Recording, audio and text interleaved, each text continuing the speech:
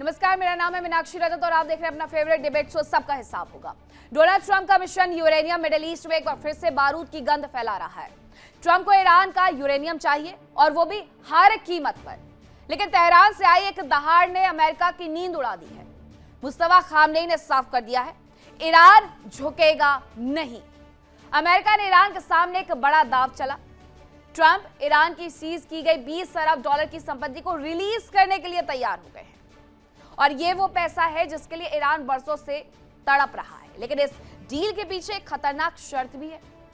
America चाहता है कि ईरान अपना पूरा यूरेनियम भंडार उसे सौंप दे और मकसद में ये पैसे ले ले, बदले में ये पैसे वो ले ले, क्योंकि ट्रंप का मकसद एकदम साफ है कि ईरान की परमाणु शक्ति को जड़ से खत्म करना और उसकी कमर तोड़ देना। अब आपको बताते हैं ट्रंप किस तरीके से ईरानी यूरेनियम के लिए तरस रहे हैं। अमेरिका ईरान के बीच संभावित डील पर बातचीत संभव है। ईरान की सीज संपत्ति को रिलीज कर सकता है अमेरिका, लेकिन बदले में उसे वो यूरेनियम चाहिए।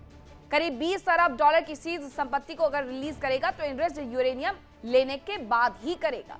ईरान ने अब तक इनरेस्ट यूरेनियम सौंपने पर मुहर नहीं लगाई और पूरी दुनिया IAEA समेत ये नहीं जानती है कि आखिरकार ईरान का ये इनरेस्ट यूरेनियम कहां पर स्टोर किया गया है।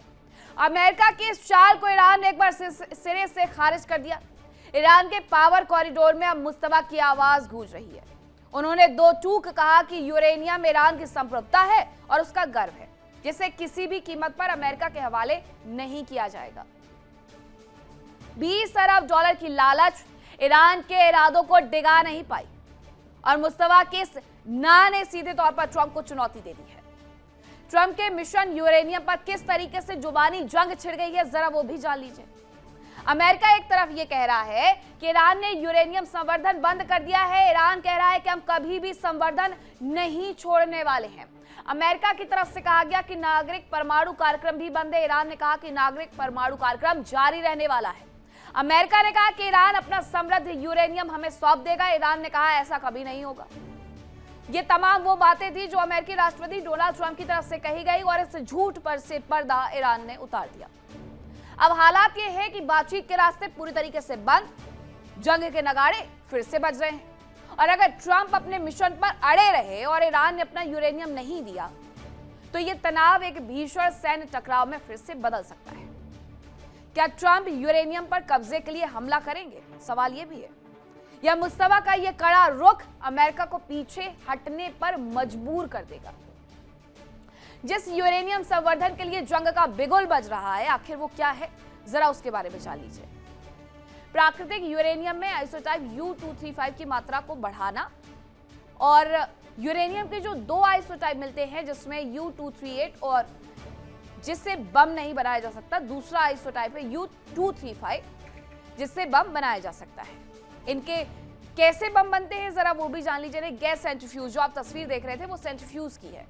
गैस सेंट्रीफ्यूज प्रणाली से यूरेनियम का संवर्धन करते हैं और यूरेनियम को गैस के रूप में सेंट्रीफ्यूज में डाल दिया जाता है, जिसके बाद उसे तेजी से घुमाते हैं और घूमते हुए सेंट्रीफ्यूज में से U-238 और U-235 अंदर जाता है, U-238 बाहर आता है।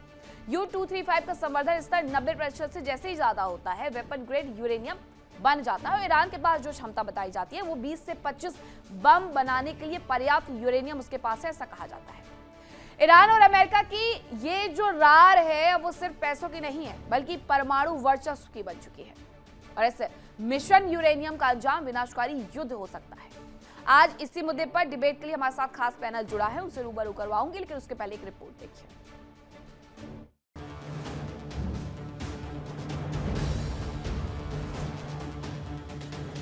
ट्रंप का मिशन यूरेनियम, फिर छिड़ेगी जंग।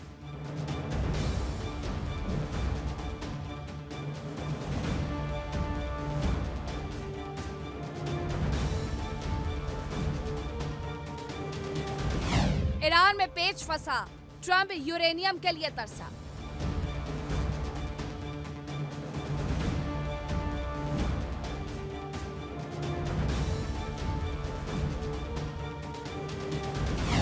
मुस्तफा की डील, ट्रंप चुने डॉलर या किर।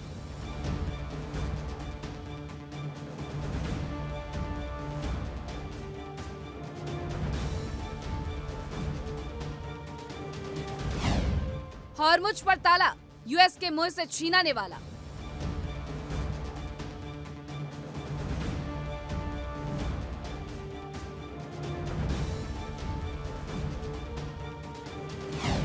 ट्रंप को मुस्तफा का पंच, फेल दुनिया का सरपंच।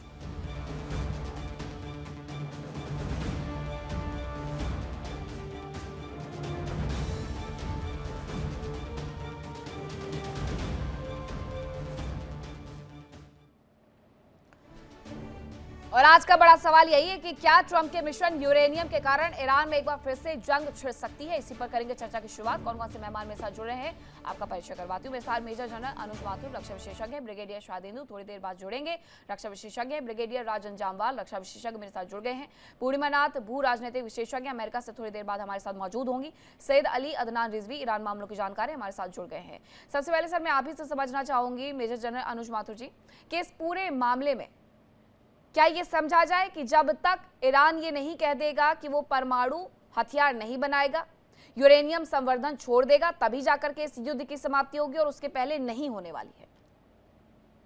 देखिए मीनाक्षी, मैं आपको एक पहले आपके प्रश्न का उत्तर देने से पहले एक बात क्लियर कर देना चाहता हूँ। देखिए, जो जो परिस्थिति आज वहां पर मौजूद है, उसमें जब तक दो मेन इश्यूज रहेंगे, जो कंटेंशियस इश्यूज रहेंगे।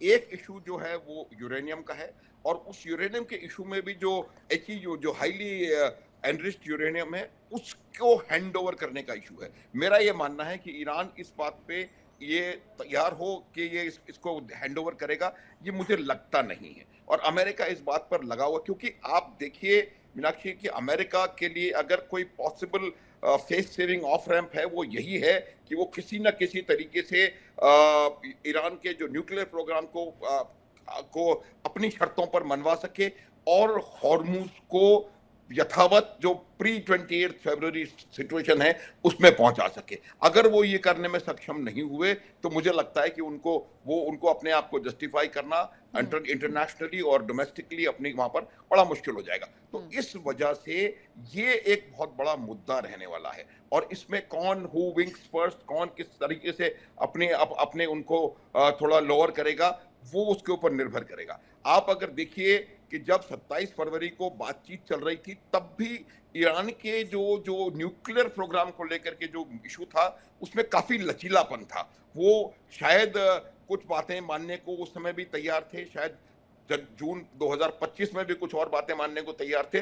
तो मेरा ये मानना है कि ईरान जो है इस इशू पर थोड़ा कंसेशन करने की गुंजाइश उनकी है। लेकिन जो एंड स्टेट्स होती हैं वो हमेशा इस प्रकार की रखी जाती हैं ताकि आपके पास क्लैंप डाउन जो नीचे आने का उसमें बना रहे मौका आपके पास बना रहे। जहां तक सवाल स्ट्रेट ऑफ हॉर्मुज का है, मेरा ये बहुत स्ट्रांगली मानना है कि किसी भी प्रकार से किसी भी देश को इस इंडिपेंडेंट वाटर वे के ऊपर कब्जा या उसको बाधित करने का हक नहीं होना चाहिए। ये मेरे हिसाब से अंतर्राष्ट्रीय नियमों के खिलाफ है।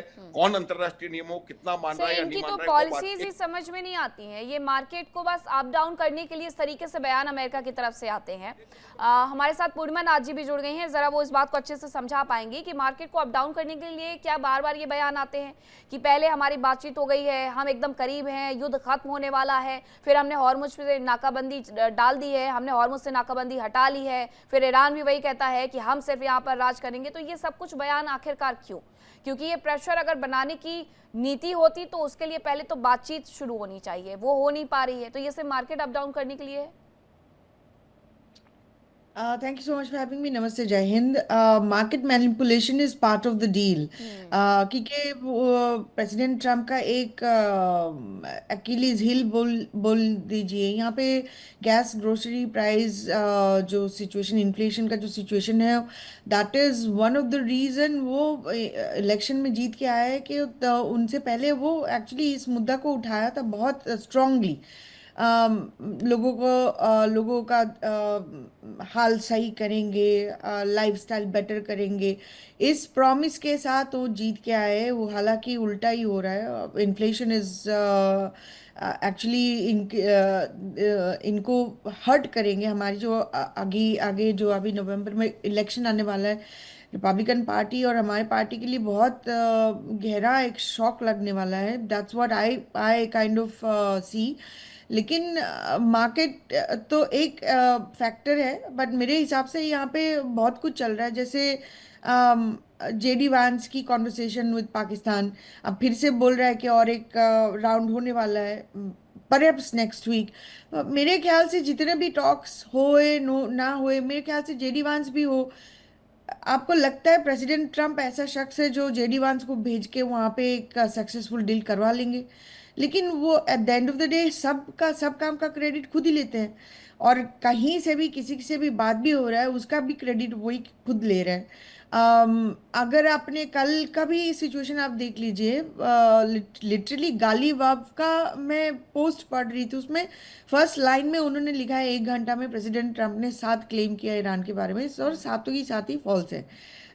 The idea that globe globe में आज मीडिया की हेडलाइन कौन बना रहा है? अमेरिका बना रहा है। बिल्कुल। उसके स्पेसिफिकली अगर जाके देखेंगे तो मीडिया का हेडलाइन किससे बन रही है? ट्रम्प से बन रही है। ट्रम्प कहीं से भी कहीं एक वर्ड, एक लाइन बोल देते हैं, वेदर इट्स ट्रूथ सोशल हो, प्रेस कॉन्फ्रेंस के थ्रू हो, इंटरव्यू के थ्रू हो, उससे हेडलाइन बन रही है। गालिबाफ क्या बोल रहे हैं उससे हेडलाइन नहीं बन रहे। तो so as a neutral country, अगर आप सही मेरे ख्याल से इंफॉर्मेशन दर्शकों के पास पहुंचाना चाहते हो, कि दोनों साइड्स का इंफॉर्मेशन आपको देना पड़ेगा। इन this particular case Pakistan is also a की प्लेयर। तो पाकिस्तान क्या बोल रहा है और ईरान की लीडरशिप क्या बोल रहा है, उस पे भी we have to pay attention. In this particular case whether it's uranium और नॉट, पाकिस्तान ने कुछ बताया नहीं। कोई स्टेटमेंट स्पेसिफिकली नहीं आया। ट्रम्प से बार बार स्टेटमेंट आ रहा है यूरेनियम, और वेदर स्पेसिफिकली उन्होंने quote and quote nuclear dust के बारे में बताया। सो ये जो एक तरफा स्टेटमेंट आ रही है, this is very problematic for me particularly, और दर्शकों के लिए, आपके दर्शकों के लिए प्रॉब्लम होना चाहिए। अगर जो भी उनको न्यूट्रल इंफॉर्मेशन चाहिए, उनको प्रॉब्लम होना चाहिए उसमें। और बात आती है स्ट्रेट ऑफ हॉर्मुज की, उसमें किसका कब्जा होना चाहिए, नहीं होना चाहिए। ये जो आप मोरल की एक क्वेश्चन उठा रहे हो ना, ये आज ये क्वेश्चन उठना ही नहीं चाहिए, बिकॉज ये क्वेश्चन तभी खत्म हो गया था जिस दिन बॉम्बिंग किया था उनके ऊपर। आज 47 ईयर्स तक ईरान ने उस जगह को कब्जा नहीं किया। आज कौन होता है इंडिया के कोई भी आके बोले यहाँ पे कि उनको उनका कब्जा वहां पे नहीं होना चाहिए? कौन है? अमेरिका को कोई क्वेश्चन नहीं करते, ईरान को क्यों क्वेश्चन करने वाले हो? So this is something that I have to be very neutral नहीं, अभी तो फ्रॉम मुझे अ लगता है न्यूट्रल पूर्णिमा जी की स्टैंडपॉइंट। पूरी दुनिया ये सवाल अमेरिका से भी पूछ रही है, ईरान से भी पूछ रही है कि जो पहले नहीं हुआ वो आखिरकार अब क्यों हो रहा है। ब्रिगेडियर राजन जावाल, इस पूरे मुद्दे पर पूर्णिमा जी एक तरीके से सही भी है कि जब पूरी दुनिया अमेरिका से सवाल करनी चाहिए, जब वो ईरान से कर रही है कि हॉर्मुज को अब क्यों बंद कर रहे हैं, सवाल तो हमें अमेरिका से भी पूछे जाने चाहिए। और अमेरिका से तो सवाल हर कोई पूछ भी रहा है, लेकिन उस तरीके से नहीं जैसा पूछा जाना चाहिए, जैसे हम ईरान के मामले में आगे आकर के बोलते हैं कि हॉर्मुज को बंद करने वाला ईरान कौन होता है। भाई अमेरिका भी कौन होता है? अमेरिका लाखों हजारों किलोमीटर दूर बैठ करके हॉर्मुज को बंद करने के लिए कहेगा तो क्यों माना जाए उस बात को? नहीं, देखिए, आप बिल्कुल सही कह रहे हैं। Obviously it runs both ways. मैं भी ईरान को मतलब बुरा भला नहीं कहता। हॉर्मुज दे आर, जो उनके पास हथियार है वो इसका इस्तेमाल करेगा। आई मीन, अब चाहे अपने आप को डिफेंड करने के लिए क्या उनके रजीम का डिफरेंसेस हो सकते हैं, बट एज ए स्ट्रेटजी वो बिल्कुल सही है। जो मेरे पास हथियार हैं मैं यूज करूंगा। मेरी अगर लोकेशन भी मेरा हथियार है, मैं उसका इस्तेमाल करूंगा, और वो कर रहा है। तो उसमें कोई गलत नहीं है। वो अगर हॉर्मुज को ब्लॉक करना चाहता है, वो अलग बात है कि एक प्रेसिडेंट दुनिया में गलत सेट हो रहा है, फिर सारे देश जिनके पास स्ट्रेट्स हैं सारे ब्लॉक करना शुरू हो जाएंगे, और सबसे खराब तो मलक्का का हाल होगा। सर, साउथ चाइना सी को लेकर के इवन करना भी शुरू कर दिया गया है, वो भी यही कर रहे हैं। ऑब्वियसली हाँ। देखो वो एक रिपरकशन है कि अगर किसी ने प्रेसिडेंट सेट कर दिया, वो प्रेसिडेंट फिर दुनिया में फॉलो होगा कि भले आपने उसको नहीं बोला है। बट जो आपका सवाल था कि आप ईरान को क्यों दोष दे सकते हैं कि भाई हार्मुज को आपने ब्लॉक क्यों कर दिया, तो मैं कह रहा हूं कि भाई ठीक है, वो भी अपने मतलब सेल्फ इंटरेस्ट के लिए लड़ रहा है। रजीम की बात नहीं करता मैं, रजीम चलो जैसा भी है, पर एज ए नेशन वो अपने सेल्फ इंटरेस्ट के लिए लड़ रहा है। तो उसके पास जो भी हथियार है, मतलब देखिए न्यूमेरिकली टेक्निकली वो कमजोर है, तो वो अपनी कमजोरियों को जानता है, तो इसलिए जो उसके पास लगता है ताकत है, वो उन ताकतों का इस्तेमाल कर रहा है। और जहां तक ये जंग का सवाल है, जंग का मैं शुरू से ही बोल रहा हूं, मतलब कि भी यार ये सब ड्रामा है, ये पीस टॉक्स, ये वो। और वो बिल्कुल मैडम सही कह रही थी कि अगर कुछ थोड़ा भी चांस होता कि भी ये हो जाना है या लगता है, तो ट्रंप खुद आता है इस्लामाबाद। वो जेडी वेंस को देने वाला नहीं है उन आदमियों में सर से यहाँ कि के वो पास आती हूँ, एक बहुत बड़ी खबर आ रही है इस वक्त की कि हॉर्मुज में भारतीय तेल टैंकर पर गोलीबारी हुई है। हॉर्मुज में आईआरजीसी ने भारतीय तेल टैंकर पर गोलीबारी की है। गोलीबारी के बाद वापस लौटे भारतीय तेल टैंकर। भारत ने गोलीबारी पर कड़ी नाराजगी जाहिर की है और ईरानी राजदूत को तलब किया है। कुछ देर पहले तक हम ये खबरें बता रहे थे कि आईआरजीसी की तरफ से गोलीबारी की गई है, लेकिन जब तक ये स्पष्ट नहीं हुआ था कि आखिरकार वो किस देश का जहाज था, लेकिन भारतीय तेल टैंकर पर यह गोलीबारी हुई है। इस घटना को लेकर के कड़ा रुख अख्तियार किया गया है भारत सरकार की तरफ से। भारत ने ईरानी राजदूत को इसके लिए तलब भी किया है, क्योंकि ईरान की तरफ से सामने से आकर के ब्रिगेडियर शाहदेंदु ये कहा गया था कि हम वहां से भारत के जहाजों को निकलने देंगे। भारत के लिए वो थैंकफुल होते रहे, भारत के लिए वो ये कहते रहे कि हम वहां से आपके जहाजों को जाने देंगे, भारत के लिए वो ये कहते रहे कि हम आपसे टैक्स भी नहीं वसूलेंगे। फिर अचानक से इन्हें क्या हुआ? झंडा तो लगा देखा होगा इन्होंने भी। देखिए, जिस तरीके का आज की डेट में स्टेट ऑफ हॉर्मुज में कंफ्यूजन फैला हुआ है, कभी हॉर्मुज खुल गया, कभी बंद हो गया, फिर बंद हो गया, फिर खुल गया, फिर रिस्ट्रिक्शन लगा दिया, आईआरजीसी के चेक और निगरानी में निकलेंगे, इस तरीके का कंफ्यूजन। और जब तक ये इंफॉर्मेशन नीचे down the chain commercial vessels तक पहुंचती है, बहुत कंफ्यूजन हो जाता है। और आईआरजीसी ने जिस तरीके से फायरिंग इंडियन वेसल पे किया, अगर वो जानबूझ के है तो ये एक सीरियस इशू है। हिंदुस्तान ने उसका प्रोटेस्ट किया, बिल्कुल लाजमी बनता है। आईआरजीसी अगर बात हो रखी है, इंडियन शिप को वहां से निकलने का परमिशन दिया हुआ है, या उस समय ये ऐलान किया गया था कि स्ट्रेट ऑफ हॉर्मुज ओपन है, तो ये सरासर गलत है। वो कोई इसको जस्टिफाई नहीं कर सकता। लेकिन जब लड़ाई और इस तरीके का माहौल होता है जहां अटर कंफ्यूजन है, तब वहां पे आईआरजीसी एक जस्टिफिकेशन दे सकता है, उसको पता नहीं था, शायद इस तरीके से गलती से हिंदुस्तान के वेसल पे फायर हुआ, लेकिन कोई जस्टिफिकेशन मान्य नहीं होगा। मेरा मानना है कि बिल्कुल हिंदुस्तान की गवर्नमेंट ने ठीक किया, अगर उनके ईरान के दूतावास के जो हेड हैं, हाई कमीशन, उनको तलब किया है, तो डेफिनेटली एक बहुत ही स्ट्रांग मैसेज देने की जरूरत है। पहली चीज तो ये देखिए आज की डेट में हो क्या रहा है स्टेट ऑफ हॉर्मुज में।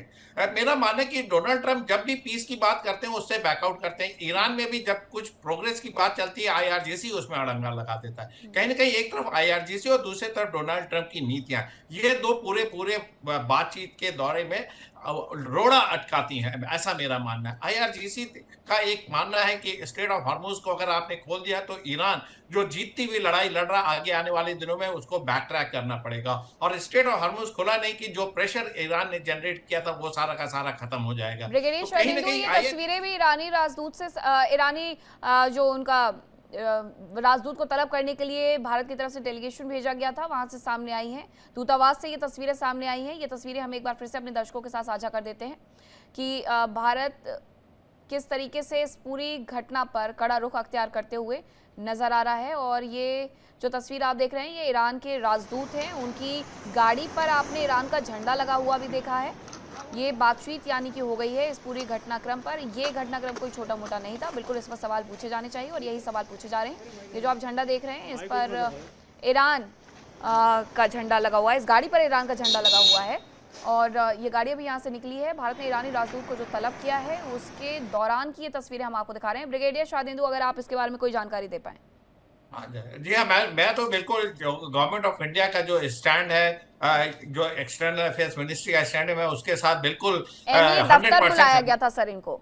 एमईए जी दफ्तर हाँ। बुलाया गया था इनको। जी जी हाँ, अगर आपने फायरिंग किया इंडियन वेसल पे और वो भी परमिशन के बाद, तो कहीं ना कहीं लगता है कि ईरान के एडमिनिस्ट्रेशन का आईआरजीसी पे कंट्रोल नहीं है। आईआरजीसी मनमानी कर रहा है और तमाम तरीके का एक तरीके का टेरर वहां क्रिएट करना चाहता है, जो कि जितने भी कमर्शियल वेसल फंसे हुए हैं। तो हिंदुस्तान की गवर्नमेंट का कोई भी गवर्नमेंट ऐसे होगी जिसके वेसल पे फायर होगा, वो भी अगर परमिशन लेने के बाद, एक सहमति होने के बाद, जो डेफिनेटली एक चिंता का विषय है। और इसके लिए हमें अपने कड़े शब्दों में उनकी निंदा करनी चाहिए।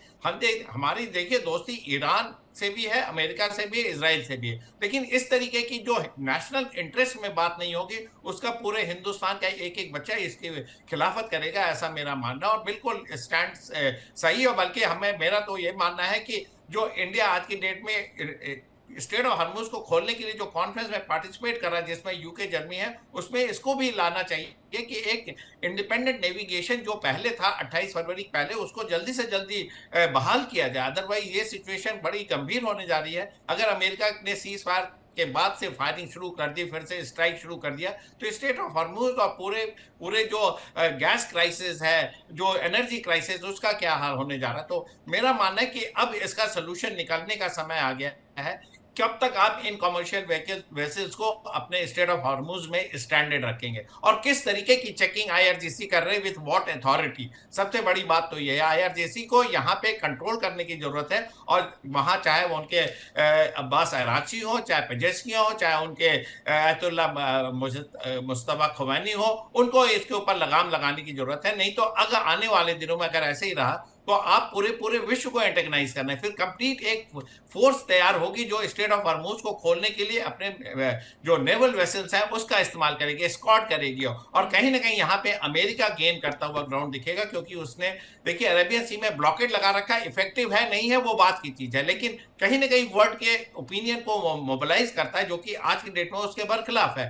तो ईरान को इसमें समझ के साथ काम करना पड़ेगा, एक तरीके का कंट्रोल लगाने की जरूरत है। आईआरसीसी मनमर्जी नहीं कर सकता, वहां पे कुछ नियम है। और ऐसे समय में कंफ्यूजन, देखिए कितने मैसेजेस आए, कितने आपके मीडिया से, चैनल से रिपोर्ट हुई, तमाम सोशल मीडिया में घूम रहा है कि स्टेट ऑफ हॉर्मुज खुल गया, सेकेंड राउंड की वार्ता होगी, वार्ता फेल हो गई, ईरान बैक ट्रैक कर गया, वो नहीं का। और उसके जितने न्यूक्लियर फैसिलिटी हैं वो पिकॉक जो हिल है उसके अंडरग्राउंड है, तमाम तरीके की अच्छा, रिपोर्टें इसमें आ एक रही हैं। अपडेट ये भी बताया जा रहा है कि ये जो फायरिंग की गई है दरअसल 2 जहाज़ों पर की गई थी। इसमें एक भारतीय जहाज भी शामिल है। ईरान ने सामरिक रूप से बेहद अहम हॉर्मुज स्ट्रेट को ये जो दोबारा अपने नियंत्रण में लिया, उसके बाद ये घटनाक्रम वहां पर हुआ है। हालांकि हमने बहुत पहले ये तस्वीरें भी वहां से आते हुए देखी थी कि किस तरीके से जब बात नहीं मानी गई तो कई सारे जो उनके जहाज थे, शिप्स थे, तेल टैंकर्स थे, उन्हें आग के हवाले तक कर दिया गया था मेजर।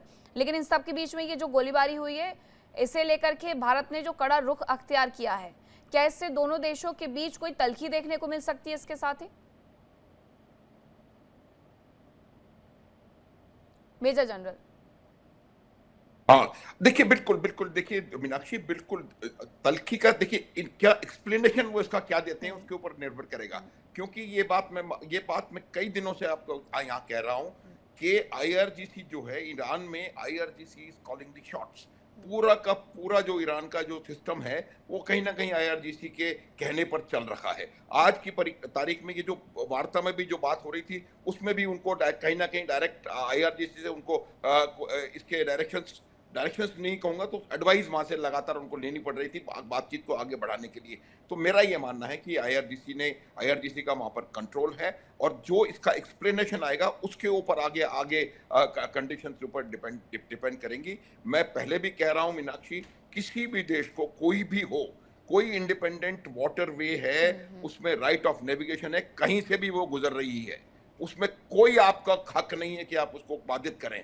आप उसको हथियार की तरह इस्तेमाल कर रहे हैं, आप अमेरिका से लड़ाई लड़ रहे हैं, आप अपना तरीका निकालिए लड़ाई लड़ने का। उसका अमेरिका से लड़ाई लड़ने का अर्थ ये नहीं है कि आप पूरे तमाम विश्व की सारी अर्थव्यवस्था को प्रभावित करने के लिए एक इंटरनेशनल वाटरवे को ब्लॉक कर लें। तो ये बात है, ब्रिगेडियर जम्वाल ने कहा था कि उनका, मुझे नहीं लगता कि ये उनका हक है कि वो किसी प्रकार से इस वाटरवे को ब्लॉक कर सकते हैं। ऐसा जबरदस्त हल होने वाला है। अगर ये यहाँ होगा तो स्टेट ऑफ मलाक्का होगा, स्टेट ऑफ जिब्राल्टर होगा और आपका बाब अल मंदेब होगा। हर जगह इस तरह की बात शुरू हो जाएगी। और ये जो चाइना ने शुरू कर दिया है अपने पोला मीनाक्षी, बिल्कुल सही सर, उन्होंने ये साउथ चाइना सी में उन्होंने अपना लगाना शुरू ऑलरेडी करना शुरू कर दिया है। तो ये पूरी दुनिया की व्यवस्था के लिए बहुत घातक सिद्ध होगा। इसलिए मेरा ये मानना है, बाकी बातें बाद में करके इस वाटरवे को आपको खोलना पड़ेगा। बिल्कुल, साउथ चाइना सी से भी 33% का वहां से व्यापार होता है। मलाक्का स्ट्रेट है, बाब अल मंदेब है,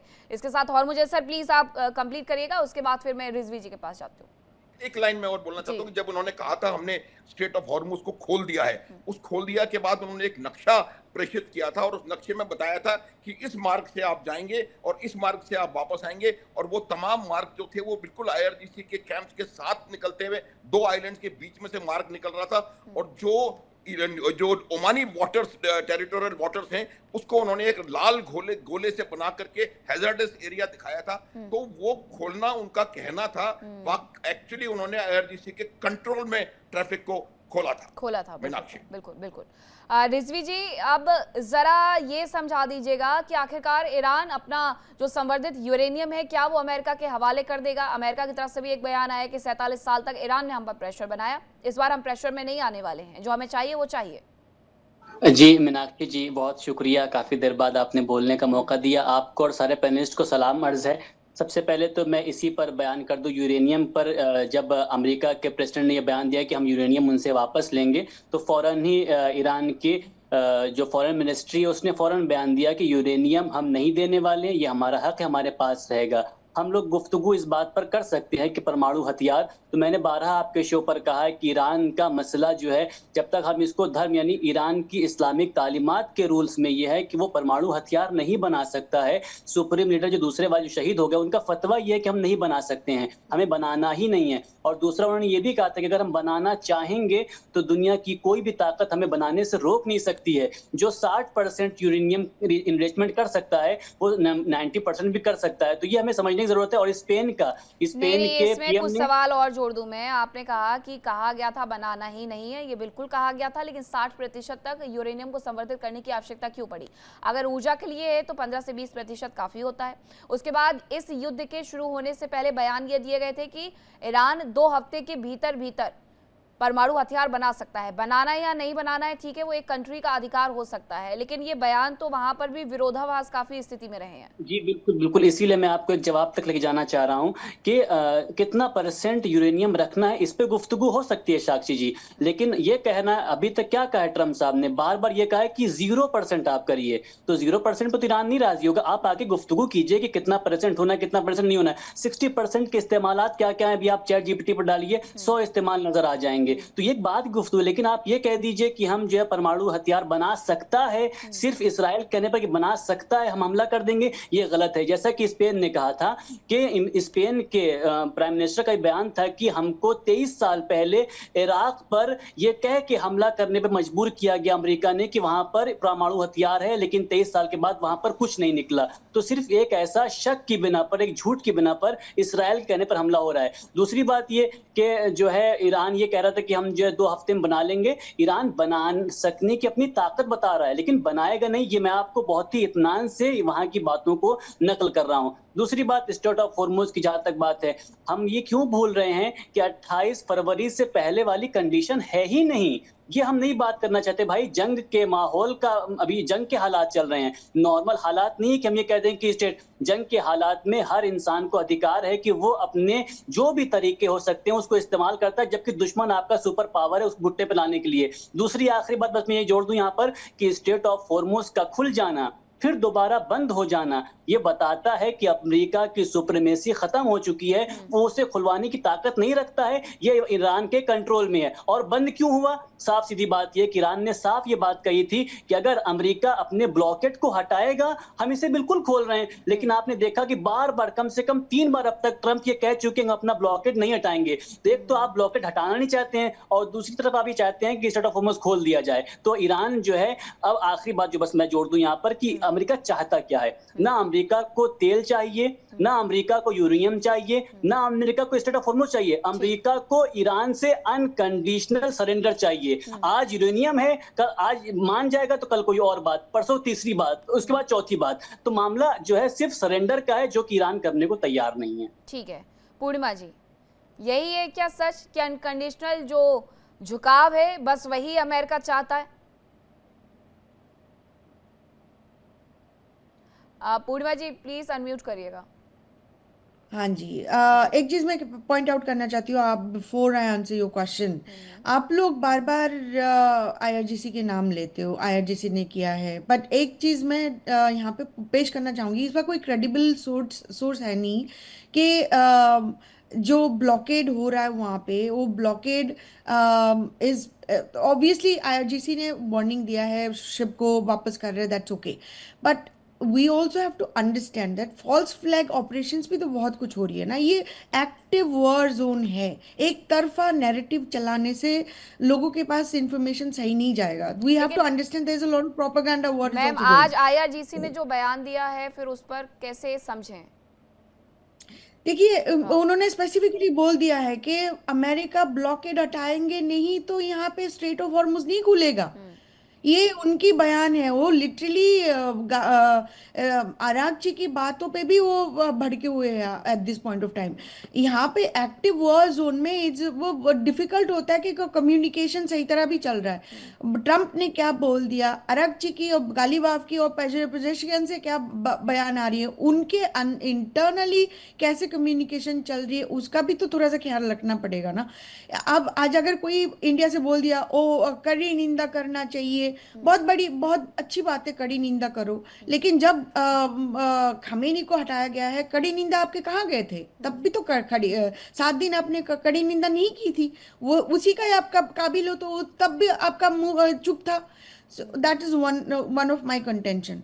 The other thing आपने पूछा है कि यहाँ पे जो सिचुएशन चल रहा है, ये जैसे सरेंडर, आपको मैं क्वेश्चन पूछती हूँ, बार बार ईरान के ऊपर क्वेश्चन आती है, और ईरान की जो समर्थक है समर्थक ना है सब यही बात बोलते हैं कि चलो ईरान न्यूक्लियर वेपन बनाना नहीं चाहिए। मैं आपको एक क्वेश्चन बहुत सीरियसली पूछना चाहती हूँ, आज पूछना चाहती हूँ, ईरान को क्यों नहीं बनाना चाहिए? क्यों नहीं? आज मैं अमेरिका में बैठ के न्यूट्रली ये क्वेश्चन पूछना चाहती हूँ, ना इंडिया की, ना अमेरिका की, ना ग्लोबल की, ईरान को क्यों नहीं बनाना चाहिए न्यूक्लियर वेपन? आपके कंट्री में इंडिया में आज अगर न्यूक्लियर वेपन नहीं होता, आप 4th लार्जेस्ट इकोनॉमी बन जाते, वर्ल्ड में एक उभरती हुई पावर बन जाते, आपकी बात अमेरिका सुन लेते। ईरान की जो आज सिचुएशन है वो भी तो एग्जिस्टेंशियल लड़ाई लड़ रहे हैं ना, अमेरिका तो उनको ख़त्म कर देंगे अगर उनके पास न्यूक्लियर वेपन नहीं है। तो मैं न्यूट्रली अगर ये सिचुएशन को एनालाइज करूं, अगर मैं वहाँ पे बैठी रहती ईरान की टॉप लीडरशिप में, मैं तो झंडा लेके बोलती कि न्यूक्लियर वेपन बनाओ। आपको एक तरफा क्यों एक नैरेटिव हमेशा बनाया जाता है? क्वेश्चन सिर्फ एक ही तरफा आज आते हैं, जो सच है वो मुझे उसके लगता बारे है में कि इस बात पर हमने चर्चा कर ली है और इस पे कोई भी सहमत आपकी इस बात से नजर नहीं आता है कि सिर्फ ईरान के ऊपर सवाल उठ रहे हैं। ईरान को लेकर के किस देश ने कहा कि उसे अपने संवर्धित यूरेनियम को छोड़ देना चाहिए? किसी ने नहीं कहा। भारत की तरफ से क्या कोई बयान आया? रशिया की तरफ से क्या कोई बयान आया? चाइना की तरफ से क्या कोई बयान आया? नहीं आया। ये सिर्फ अमेरिका है जो जिद लेकर के खड़ा हुआ है। दूसरी बात, भारत की तरफ से 7 दिन बाद, 12 दिन बाद, 15 दिन बाद, 25 दिन बाद अगर कुछ कहा गया तो वो भारत की राजनीति है, भारत की कूटनीति है। उस पर अगर सवाल पूछे जाने लगे तो फिर हर देश को फिर अपनी कूटनीति भी तय करने का अधिकार तो मिलना चाहिए। तो वही तो ईरान भी कर रहा है ना। हाँ। वही तो यार ईरान भी कर रहा है ना, तो उनके ऊपर क्यों क्वेश्चन उठाया जाता है? तो अभी आपके शो में भी क्वेश्चन करा जा रहा है ना, वो भी कहा जा रहा है ईरान ने कभी नहीं बनाएगा, ईरान ने कभी नहीं बोला कि बनाएगा, यहाँ से बोला है कि 2 हफ्ते में वो लोग बना देंगे। जिनकी बातों को आप मैम कोट कर रही हैं, वो ईरान 12 साल रह करके आए हैं, वो वहां के जो अयातुल्ला अली खामनेई के शब्द थे वो उन्हें कोट कर रहे हैं। दरअसल वो ये नहीं कह रहे हैं कि ईरान को नहीं बनाना चाहिए, वो अयातुल्ला अली खामनेई जी के शब्दों को कोट करते हुए यहाँ पे नजर आ रहे हैं कि अयातुल्ला अली खामनेई ने जिंदा रहते हुए ये कहा था कि नहीं बनाना चाहिए। उनके रिलीजन के हिसाब से उनको बनाना ही नहीं चाहिए। उन्होंने तो फतवा डाल के रखा है, बिल्कुल। अभी तो उनको हटाया गया है, तो फतवा भी बिल्कुल खत्म सही हो कह चुका रही हैं है, आप। तो और ये बनाइए। आयतुल्लाह अली खामनेई के शब्द हैं जो मैम आप दोहरा रही हैं वापस से, और जो रिजवी जी ने कहे हैं, ये आयतुल्लाह अली खामनेई के शब्द हैं कि हमारे धर्म में ये बनाना बिल्कुल भी हराम माना जाता है और हम कभी नहीं बनाएंगे, हम इस पर फतवा जारी करते हैं। ये उनके रहते हुए वो सब कुछ ईरान में हुआ है। अब तो उनको खत्म कर दिया है ना, हाँ। तो अभी फतवा भी खत्म हो चुका नहीं तो है। ये इस अब पर जवाब मैं ले लेती हूँ, अगर आप चाहती हैं कि अगर आयतुल्लाह अली खामनेई नहीं रहे, आयतुल्लाह अली खामनेई के लिए जिसने अपना पूरा मुल्क हिलाने के लिए सब अमेरिका के सामने रख दिया है, अगर एक व्यक्ति उनके मुल्क में नहीं रहा तो उसके शब्द भी क्या नहीं रहे हैं?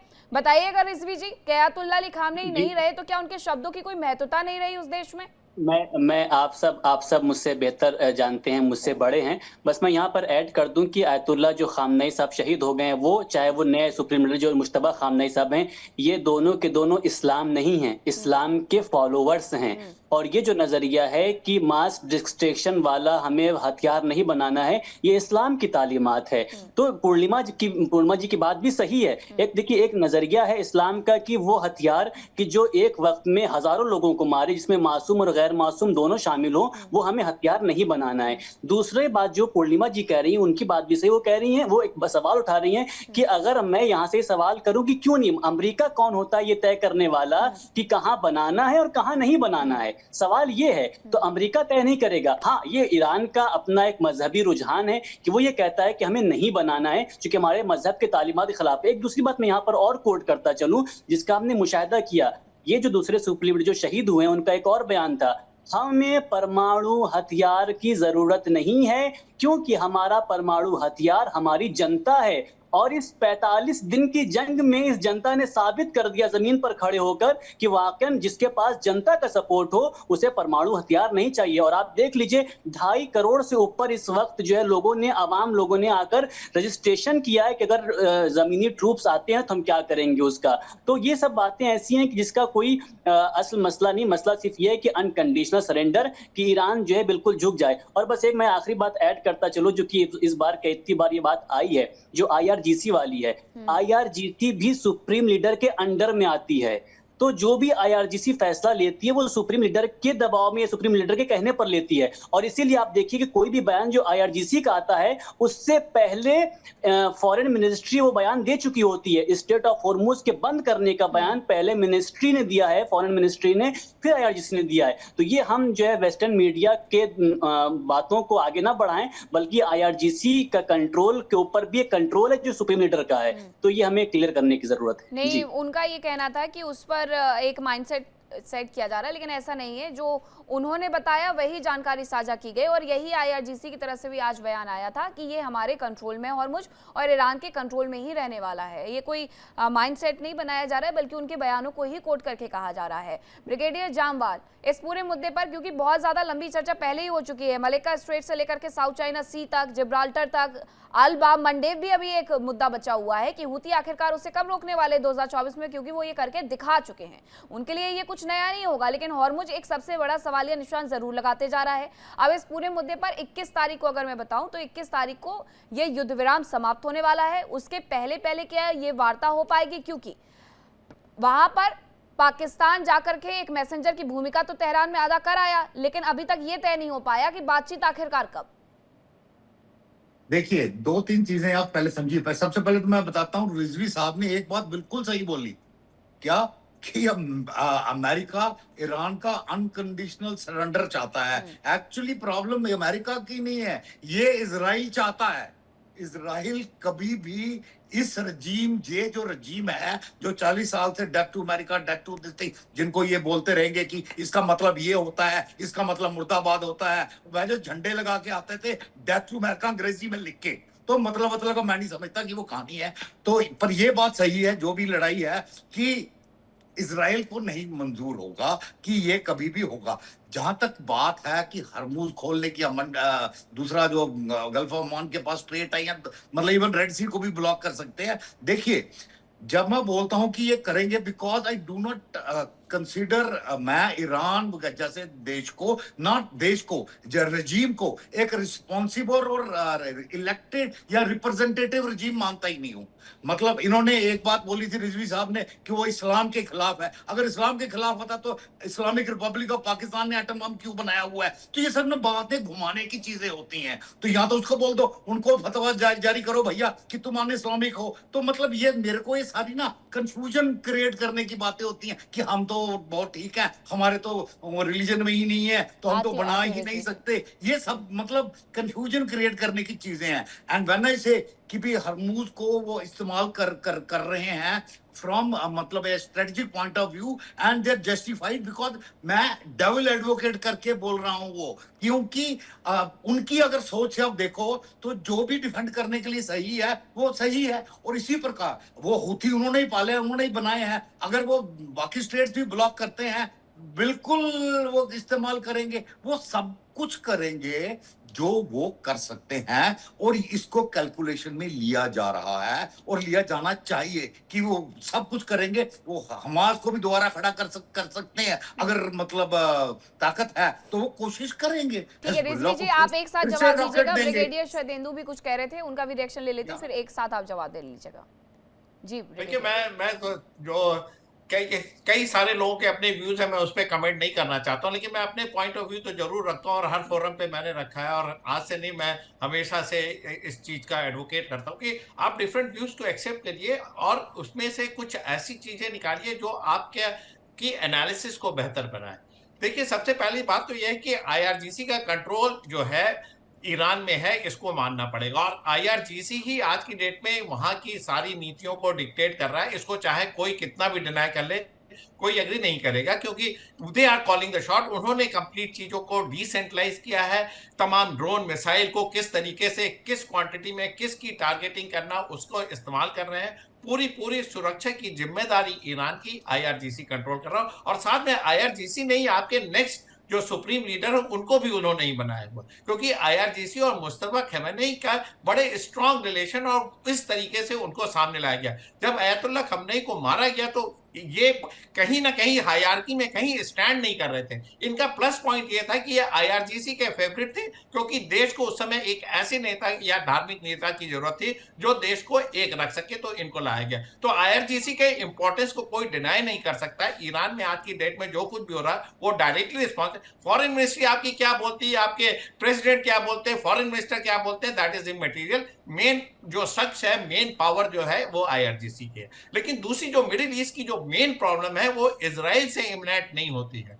इजराइल तो एक पपेट है अमेरिका का, इसको समझना पड़ेगा। अब इजराइल नहीं चाहता युद्ध विराम, ये भी सच है, क्योंकि वो अपने सिक्योरिटी इश्यूज को जब तक परफेक्ट नहीं कर लेता तब तक वो लितानी रिवर तक तमाम हिजबुल्लाह के ठिकानों को नेस्तनाबूद नहीं कर देता, तब तक वो ऑपरेशन चाहता। और बीच में इस तरीके की जो पीस टॉक हुई उससे वो ऑपरेशन पूरी तरीके से कंप्लीशन पे होता हुआ नहीं दिख रहा। तो कहीं ना कहीं उसके मन में एक कसक, और बार बार वो नेतन्याहू डोनाल्ड ट्रंप को बताते कि ये युद्ध को चलना चाहिए, तमाम तरीके की चीजें भड़काते हैं, लेबनान पे स्ट्राइक करते हैं, जिससे कि ईरान हर समय अपने आप को हर्ट महसूस करो और कहीं ना कहीं ये जो शांति वार्ता है वो फेल होती हुई नजर आए। तो अमेरिका इजराइल की तो मंशा ये है, लेकिन डोनाल्ड ट्रंप को वो अपने तरीके से चुंगल में फंसा के जो चाह रहा है इजराइल वो करवा रहा है। लेकिन मिडिल ईस्ट की जो पॉलिटिक्स है और इजराइल की वजह से युद्ध में आज की डेट में अमेरिका बनाओ, ये मैं नहीं मानता हूं। अमेरिका अपनी वजह से युद्ध में है, कूद जरूर गया है, अब वो एक्सट्रीकेट नहीं कर पा रहा है। तमाम तरीके के देखिए वो ढॉलाव के लिए तैयार है।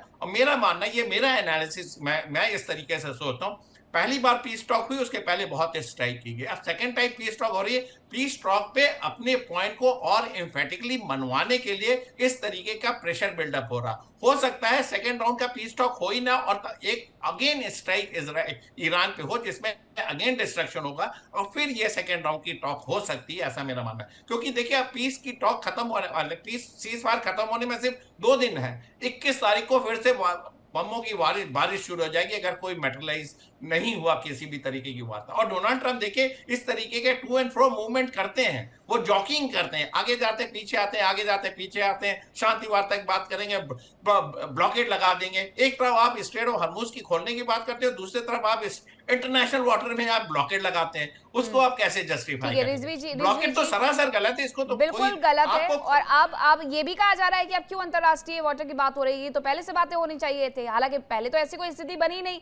ये सब कुछ ऐसा था कि आप भी समझते हैं, हम भी समझते हैं, और सारी चीजें वहां से होकर के जा रही थी। रिजवी जी एक छोटा सा रिएक्शन दीजिएगा, उसके बाद मेजर जनरल भी इंतजार कर रहे हैं जी। दो जवाब सिर्फ जी, मैं छोटे दो जवाब देना चाहूंगा। सबसे पहले जामवाल सर मेरे बड़े हैं, वो बड़े अदब से उनका जवाब मैं देना चाहूंगा कि जामवाल सर जी, इस्लाम को मानना और इस्लाम का नारा लगाना जमीन आसमान का फर्क है। जरूरी नहीं कि सारे मुसलमान नमाज पढ़ते हैं और सारे मुसलमान नमाज नहीं, जो नमाज नहीं पढ़ता है बिलखरे वुज़ूई है मुसलमान, उसको हम कहते हैं। मसला मैं मिसाल दूं, शराब हराम है, इस्लाम में शराब हराम है, लेकिन आपको दिखा दूंगा सऊदी अरब में, कतर में, बहरीन में, इन जगहों पर आपको शराब बिकती हुई दिख जाएगी और शराब पीते हुए लोग दिख जाएंगे। इसी तरह से जो ये मास डिस्ट्रक्शन वाली जो हथियार वाली बात है, पाकिस्तान बना रहा है, ईरान नहीं बना रहा है, तो भाई जो इस्लाम की तालीमात पे अमल कर रहा है, जो नहीं अमल कर रहा है, तो ये फर्क है। दूसरी बात ये कि ईरान में जो गवर्नमेंट है, जो हुकूमत है, वो आलिम दीन मुल्ला यानी वो जो रूहानी है उसके अंडर में है, लेकिन पाकिस्तान में ऐसा नहीं है, वहां पर मिलिट्री कंट्रोल करती है,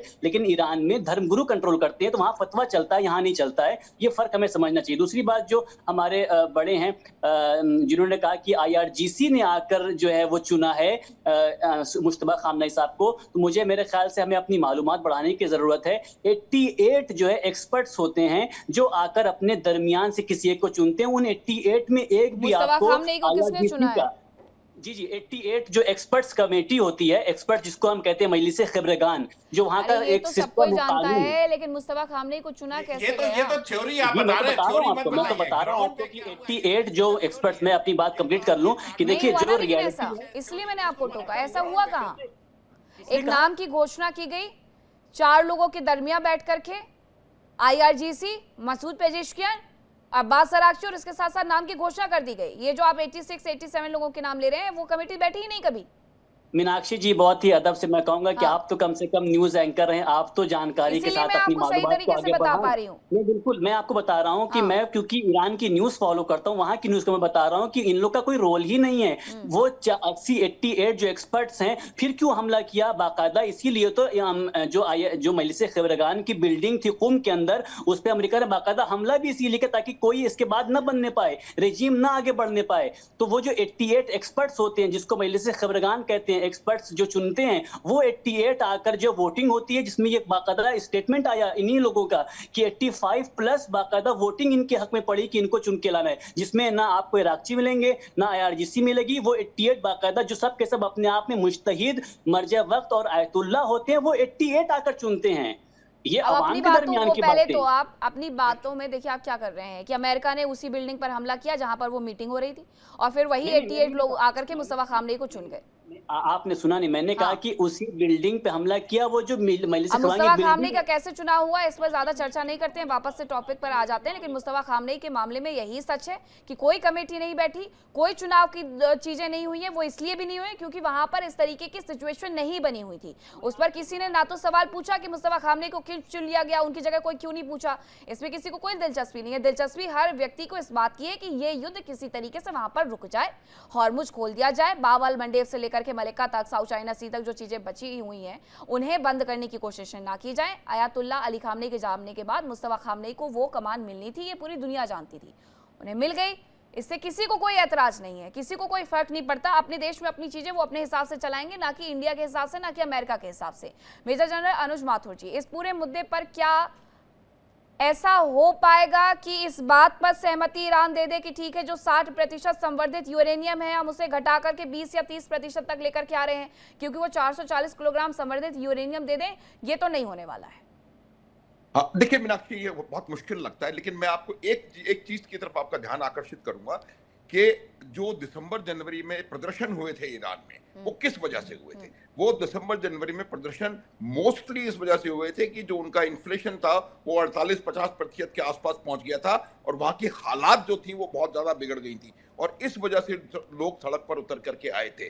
अब जो आज की तारीख में जिस प्रकार से यहाँ पर स्ट्रेट ऑफ हॉर्मुज से जहाजों का आना जाना बंद है, आप देखिए मीनाक्षी 90% ईरान की अर्थव्यवस्था भी स्ट्रेट ऑफ हॉर्मुज के ऊपर निर्भर है। और ये मैंने आपको कल परसों भी बताया था कि वहां जहाज औसतन 150 से 160 जहाज गुजरते थे, वहां से 5 से 6 जहाज गुजर रहे हैं पिछले 45 दिनों से। ये अगर एक बार के लिए ये भी मान लिया जाए कि 5 के 5 जहाज ईरान के हैं, तब भी आप देखेंगे किस तरीके का वहां पर ईरान की अर्थव्यवस्था पर इसका असर हो रहा है। मैं जो हर चीज इंडिकेट करने की कोशिश कर रहा हूं वो ये है कि ईरान के अंदर ऐसी बात बताई गई है उनके प्रेसिडेंट पेजेश्कियान को कि अगर ऐसे ही हालात बने रहे ऐसे और इसी प्रकार से हमारा व्यापार बाधित होता रहा तो इन्फ्लेशन 150% से ऊपर चला जाएगा। ये तमाम चीजें भी देखने की आवश्यकता है। आज इसके स्ट्रेट ऑफ हॉर्मुज के बंद रहने से लगभग $500 मिलियन प्रतिदिन ईरान का नुकसान हो रहा है। ये जो पुरानी बातें हैं कि घास की रोटी खा करके रहेंगे और हम महाराणा प्रताप की तरह लड़ेंगे, उस प्रकार की बात भी कहीं ना कहीं आकर के किसी लिमिट पर रुकेगी। तो अमेरिका का अभी जो उद्देश्य मुझे नजर आ रहा है वो ये है कि जितना अधिक से अधिक आर्थिक रूप से ईरान के ऊपर दबाव बनाया जाए और ईरान को रोक। और दूसरा जो मैं आपको बताता हूं कि इस चीज से सबसे अधिक जो प्रभावित देश है वो चीन है, क्योंकि चीन के न केवल ये तेल पे आधारित है, ईरान से आने वाले तेल पर, उसके अलावा लगभग $400 बिलियन का उसका वेस्ट एशियन कंट्री जिसमें इजराइल भी शामिल है, वहां से उनका व्यापार है। वो तमाम व्यापार अभी इस समय प्रभावित है। तो चीन का भी दबाव लगातार मुझे लगता है कि इस चीज के ऊपर पड़ रहा है, पड़ेगा। और पहले राउंड में भी जो दृश्य जो था वो चीन ही था उसके दबाव में। तो बात अभी हमारे समझने की ये है कि कोई ना कोई इनको ढूंढना पड़ेगा रास्ता, अन्यथा सर्वाधिक आर्थिक रूप से नुकसान ईरान का भी हो रहा है। ईरान का ही हो रहा है सर। और उसके अलावा जो ईरान की अर्थव्यवस्था है वो कमजोर है। जो 42,000 रियाल का $1 था दिसंबर 2025 में, वो आज 13.5 लाख रियाल का $1 है। आप देखिए उनकी करेंसी का क्या हाल है और कहां पहुंच रहा है। तो कुछ रियलिस्टिक जो एस्टिमेशन होता है और अर्थव्यवस्था की जो बात होती है उसको भी समझने की आवश्यकता है। और जो दबाव उसका पड़ेगा वो जो दिसंबर 25 और जनवरी 26 की हालत थी, मैं उनकी बात मानता हूं। रिजवी साहब ये मानेंगे नहीं, क्योंकि जब आपके ऊपर इतना ज्यादा उसका वो होता है तो बड़ा मुश्किल होता है इस बात को मानना। लेकिन जो फैक्ट वो ये है कि आज की तारीख में ईरान के ऊपर आर्थिक रूप से बहुत भयंकर आघात हो रहा है और इससे संभलने की आवश्यकता है। मीनाक्षी जी बोलिए रिजवी जी। अनुज माथुर जी बहुत शुक्रिया। मैं आपको बताऊं 8 और 9 जनवरी जो हालात खराब हुए थे, इस वक्त तो मैं हिंदुस्तान में, उस वक्त मैं ईरान में ही था और मेरे घर के सामने ही वो सारे हालात थे और मैं भी उस हालात से बचकर इंडिया आया। मैं आपको बताऊं कि इसी दौरान बयान आया बाकायदा अमेरिका का कि हमने उस दौरान बाकायदा कुर्दिश को हथियार प्रोवाइड किए थे। उसमें क्यों आए, उसके पीछे क्या था, कैसे था, तो हमको उसकी रियलिटी देखने की जरूरत है। मैं इसमें अभी अपनी बहस को नहीं उलझाऊंगा। दूसरी मैं बात कहना चाहूंगा कि जो आपने स्ट्रेट ऑफ हॉर्मुज से ईरान की अर्थव्यवस्था के बारे में बात की, सर प्लीज मैं आपसे कहूंगा कि एक बार रिपोर्ट की निगाह देखें। इस 40 दिन में सिर्फ स्ट्रेट ऑफ हॉर्मुज को अपने कंट्रोल में लेने में ईरान की कमाई कितनी हुई है। वो तेल की जो अमेरिका के पाबंदियों की वजह से $40-45 में बिक रहा था, वो इस वक्त ईरान 105-110 में बेच रहा है। उसके अलावा जो पाबंदियों की बिना पर जो ईरान का खुद का अपना तेल बिका है और ईरान को जो फायदा हुआ है, तो हम पहले इस पर आकर एक रिसर्च करें। मैं बिल्कुल इसमें आके अपनी कोई नजर नहीं दे रहा हूं, सीरियसली मैं कहना चाह रहा हूं सर आपसे कि आप इस पर रिसर्च करें कि इस 45 दिन में, इस जंग के दौरान स्ट्रेट ऑफ हॉर्मुज के कंट्रोल करने के बाद ईरान का कितना बड़ा फायदा हुआ है। कि जिसमें सिर्फ एक बयान में देना चाहूंगा कि उन्होंने कहा कि जो हमारा नुकसान हुआ है, अगर हम सिर्फ स्ट्रेट ऑफ हॉर्मुज से इस 40 दिन में कमाए हुए पैसे पर करना चाहें तो हमारी भरपाई अपने आप में काफी हो जाएगी। तो ऐसा नहीं है कि स्ट्रेट ऑफ हॉर्मुज कंट्रोल अगर रिजवी साहब इतनी कमाई से आपकी भरपाई हो जाएगी तो फिर आप $270 बिलियन क्यों डिमांड कर रहे हैं, किस वजह से? देखिए ये मैं बात इसलिए नहीं मानता हूं। जो अगर आपकी कीमतें बढ़ी हैं तो आपका जो ट्रांसशिपमेंट है उसकी क्वांटिटी 1/4 हो गई है। तो आपको समझने की आवश्यकता है। और आप माने या ना माने, मैं जो बता रहा हूं वो आप इसको आप भी सोचने का प्रयास करिए कि आपको आर्थिक रूप से नुकसान हो रहा है या नहीं हो रहा है, बिल्कुल आपका किस बिल्कुल, मैं प्रकार वही का कहना चाह रहा वहां हूँ पर कि जो जो एक बार होता है, एक बार अनुज जी, एक बार ये होता है कि हमारा नुकसान हुआ है, हम अपने नुकसान, चूंकि हमारा हक मारा गया है, तो वो हक का मुतालबा तो हम करेंगे ही करेंगे, बोलो ये कि हमारा फायदा कहीं से हो रहा है स्टेट ऑफ हॉर्मुज से, तो मेरे पास हत्ता मैं ईरान की नहीं, मैं आपको अमेरिकन की और हत्ता न्यूयॉर्क टाइम्स की रिपोर्ट पेश करके दिखा दूं कि जहां पर इस स्टेट ऑफ हॉर्मुज के कंट्रोल करने से 45 दिन में ईरान का बिलियन ट्रिलियन जो है फायदा हुआ है, और वो खुद का ईरान का जो 90% तेल बिका है, जिसकी वजह से और दूसरे तेल नहीं बिक पाए। तो मेरा कहना सिर्फ यहाँ पर यह है कि ऐसा सिर्फ नहीं है कि वो तेल की जो कीमतें, हत्ता मैं आपको मिसाल दूं एक और, इंडिया ने पिछले 2019 से 7 साल में ईरान से अमेरिका के दबाव की बिना पर इंडिया ने तेल नहीं लिया था, लेकिन पिछले सिर्फ 40 दिन में 20 मार्च के बाद से इंडिया ने 4 मिलियन बैरल तेल खरीदा है कि नहीं खरीदा, पहुंचा है हमारे हिंदुस्तान, आकर आ गया है हिंदुस्तान, मैं आपको रिपोर्ट भेज दूं, तो ये फायदा नहीं कौन आप मुझे भेजेगा? रिजवी साहब, मैं इस बात को समझता हूं, ये जो हाई सीज पे तेल ऑलरेडी अवेलेबल था वो है, आप मुझे इसका जस्टिफिकेशन बता सकते हैं कि जहां से 150 जहाज निकल रहे थे वहां से आज 5 जहाज निकल रहे हैं, फिर भी आपका यह मानना है कि वॉल्यूम ऑफ ट्रेड बढ़ गया है, तो मैं आप इसको आपके ऊपर छोड़ता हूं। मैं ये कहना चाह स्टैटिस्टिक्स रहा हूं आपको कि दे सकता हूं जी कि जी, मैं इसका इस जवाब प्रकार दूंगा। के जो ब्लॉकेड से क्या क्या असर हो सकता है और क्या हुआ है और कितने मिलियन डॉलर प्रतिदिन का नुकसान, ये आपको, और अगर आप मेरे लिए तो बहुत अच्छी बात है अगर आपकी अर्थव्यवस्था बढ़ रही है, तो आप लड़ते रहिए, फिर तो वाला लड़ाई जवाब दूं आप। सर, ये जो 150 कश्तियां गुजरती थी, वो 150 ईरान की नहीं होती थी, ना उनसे ईरान कुछ लेता था, अगर उसमें कमी आ रही है, वो 150 उसमें ओमान की कश्ती थी, उसमें बहरैन की थी, उसमें कुवैत की थी, उसमें सऊदी की थी, उसमें यूएई की थी, वो कश्तियां जो रुक जा रही हैं, जो पहले भी ईरान को कुछ नहीं देती थी, तो उनके रुकने और या चलने मैं से ईरान का कौन मैंने सा फायदा रिजवी साहब नुकसान है? आपको यही कहा कि अगर मैं ये भी मान लूं कि पूरी 5 6 की 6 ईरान की हैं, फिर भी आपके वॉल्यूम ऑफ ट्रेड में इतना ज्यादा कमी आई है कि इसमें आपको ये समझने की आवश्यकता है। मुझे आपके ट्रेड में बड़ी खुशी है अगर आप इससे पैसा कमा रहे हैं और आपकी अर्थव्यवस्था बढ़ रही है, तो फिर तो आपको लड़ते रहना चाहिए, हमेशा हमेशा इसको बंद करके रखना चाहिए, and you should always be at war, क्योंकि इस वॉर की वजह से आपको ट्रिलियंस का फायदा हो गया है, तो फिर तो आपको लड़ने के अलावा और कोई वजह ही नहीं होनी चाहिए।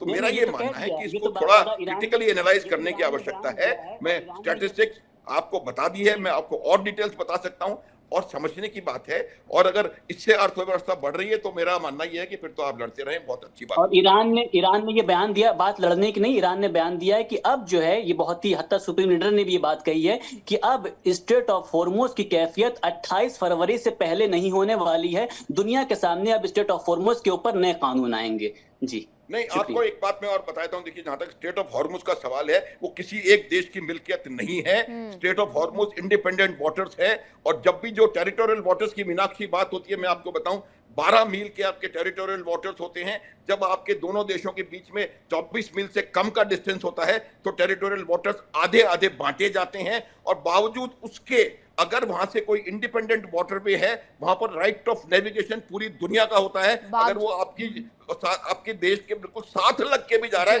तब भी आपके पास हक नहीं है कि आप बावजूद इसके सर ओमान ने इसीलिए मना भी तो किया, ओमान ने इसीलिए इनकार भी किया इस बात से। पूर्णिमा जी मुस्कुरा रही हैं, जरा आप मुस्कुराहट के पीछे की वजह भी बताइएगा।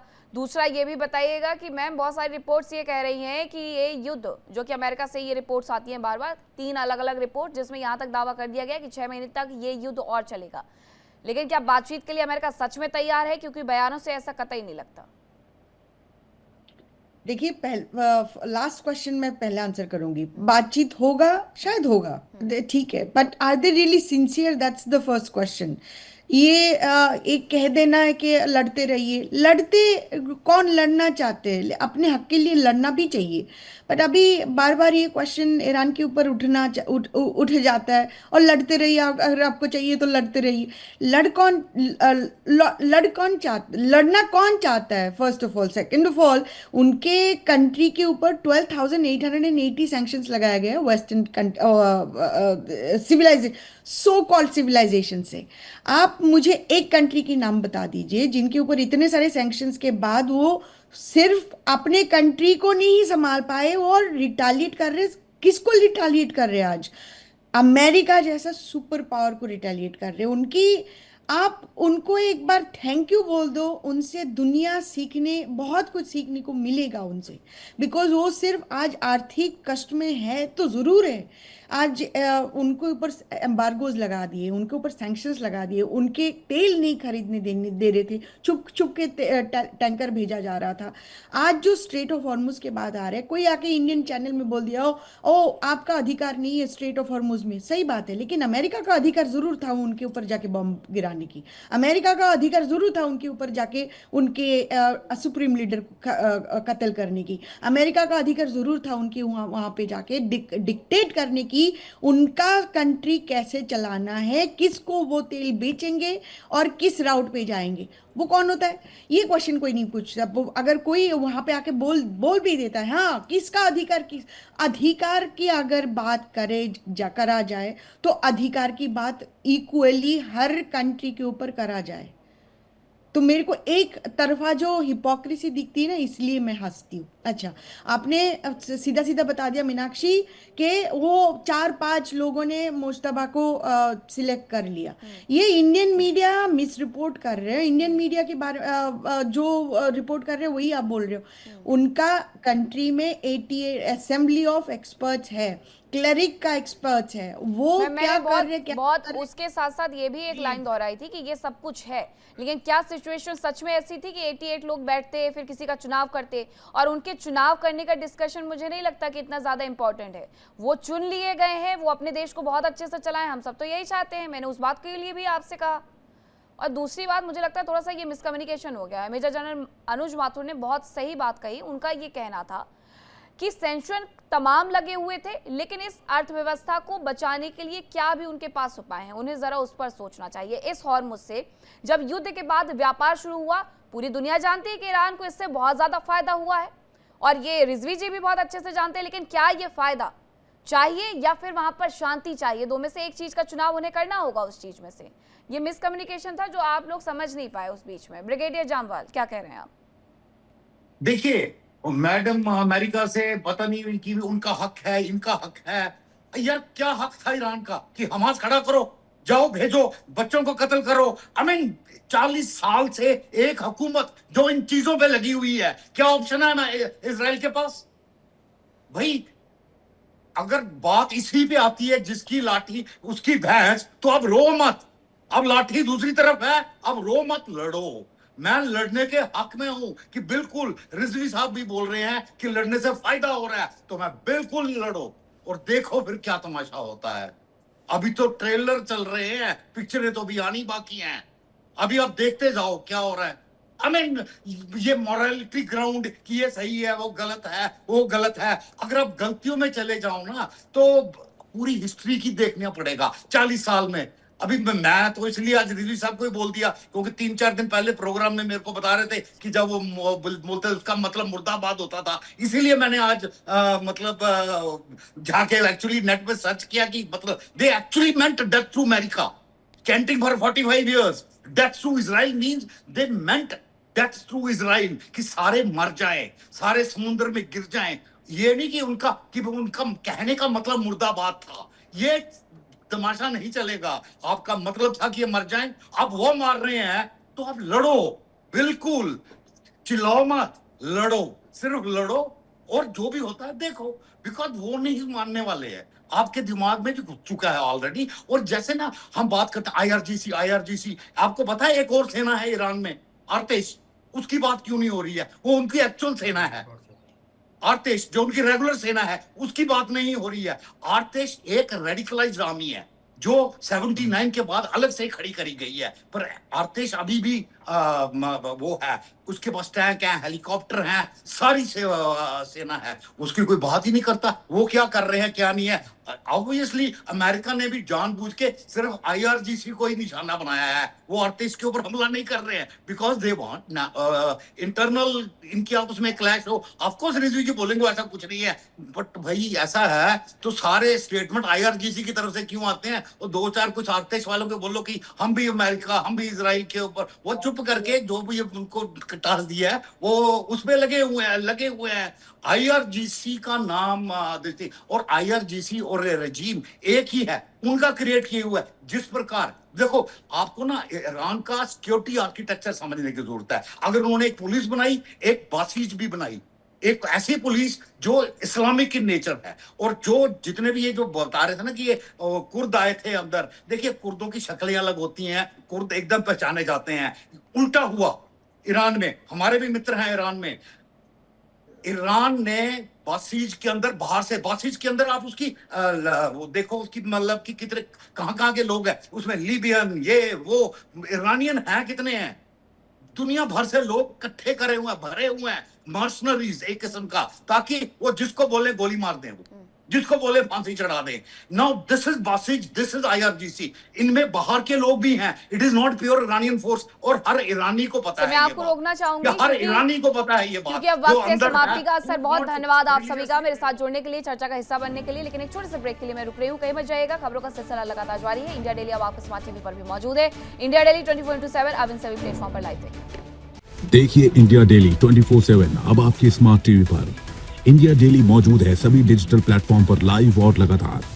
इंडिया डेली 24/7 हर दिन राष्ट्र को समर्पित।